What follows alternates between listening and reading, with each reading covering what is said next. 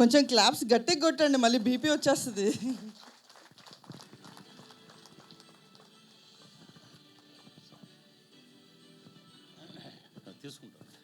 బుట్ట తీసుకోకుండా ఉండను ఒక నిమిషం. ఇది నిజంగా మా గురుతుల్యులు బాబుమోహన్ గారు ఇంకా కళ్ళు చెమర్చే ఉన్నాయి.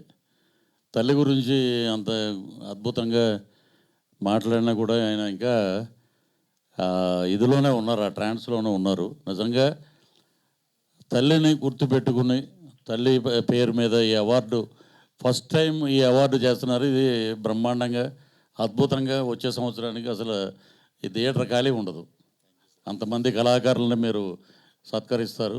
నిజంగా తల్లి అనేది చాలా గొప్ప. ఇక మనం తల్లిని దూషించి నోడు ఎవరు లేరు, దూషించిన వాళ్ళు ఎక్కడో ఉన్నారు పక్కన.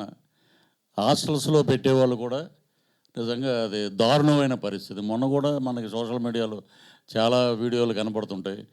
మదరు దగ్గర నుంచి మనం వచ్చి నిజంగా ఒక అనకాపల్లి కదండి, శ్రీకాకుళం ఒక ఈవెంట్కి వెళ్తే మేము అక్కడ పోలీసు వాళ్ళందరూ నిజంగా ఇది అందరూ సభ్య సమాజం గుర్తుపెట్టుకోవాలన్నమాట.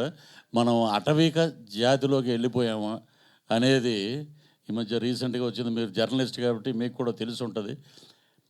వాడు డ్రగ్స్ తీసుకుని ఎగనెస్ట్ ఫర్ డ్రగ్స్ అని చెప్పి ఒక క్యాంపెయిన్ పెట్టి ఆ పోలీస్ ఆఫీసర్స్ అందరూ డయాస్ మీదకి వచ్చి, సార్ ఒక్కసారి ఈ ఇన్సిడెంట్ చదవండి అని ఒక పేపర్ ఇస్తే నాకే మళ్ళీ మామూలు మనిషి అవటానికి ఒక 10 నిమిషాలు పైన పట్టింది. ఆడు ఫుల్గా డ్రగ్స్ తీసుకొచ్చి కన్న తల్లిని నువ్వు రా అని పిలిచాడంటే అటువంటి నీచులు కూడా ఉన్నారు ఈ సొసైటీలో. ఇమ్మీడియట్గా వాళ్ళు ఎన్కౌంటర్ చేసేసారు వాళ్ళు.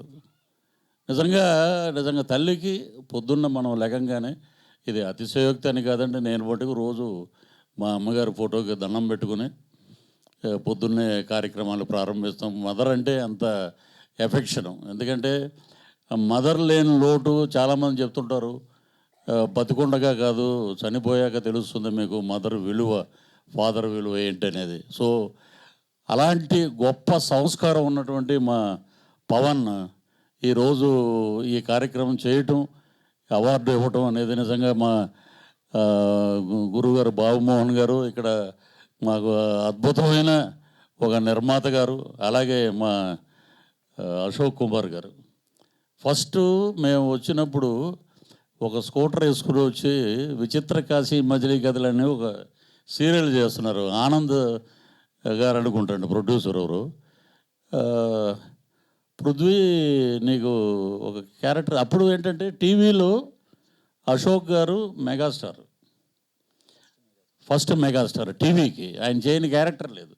మేము ఆయన సీరియల్లో చేసే అవకాశం ఇస్తే, నేను ఇప్పుడు చెప్తున్నాను మీకు, 2000 కూడా కాదు, 1997 అనుకుంటా కదండి మన పద్మాలయలో ఒక సీరియల్.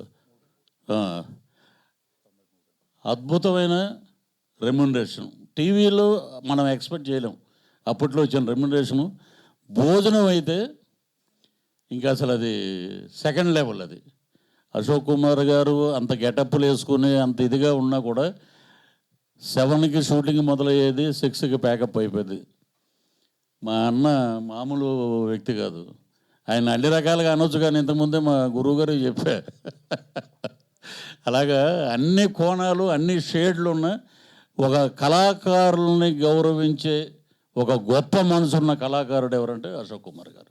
ఎన్నో సీరియల్స్లో అవకాశాలు ఇచ్చాడు ఆయన. ఆఖరికి నన్ను ఇంట్రడ్యూస్ చేసిన ప్రభాకర్ రెడ్డి గారు వచ్చి, ఏదన్నా మీకు ఇవ్వలేదు, అప్పుడే మీరు వద్దు.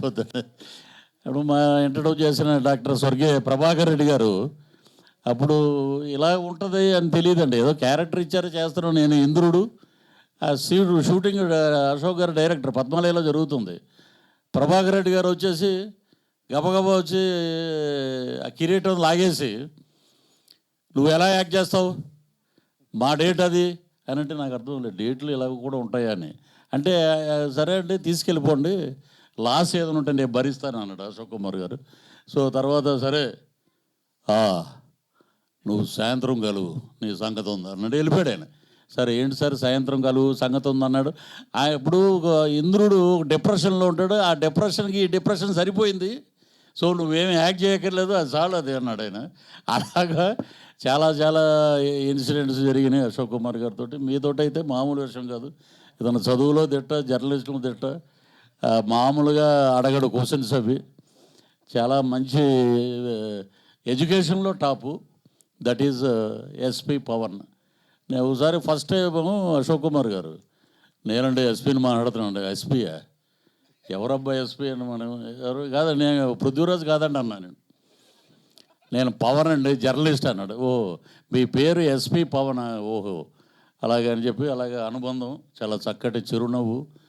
వారి అమ్మగారిని దృష్టిలో పెట్టుకుని అవార్డు ఇవ్వడం ప్రముఖులందరికీ నిజంగా గొప్ప ఒక వరంగా భావిస్తూ ఈ అవకాశం ఇచ్చిన పెద్దలందరికీ మరొక్కసారి కృతజ్ఞతలు తెలియజేసుకుంటూ సెలవు తీసుకుంటే థ్యాంక్ యూ సార్.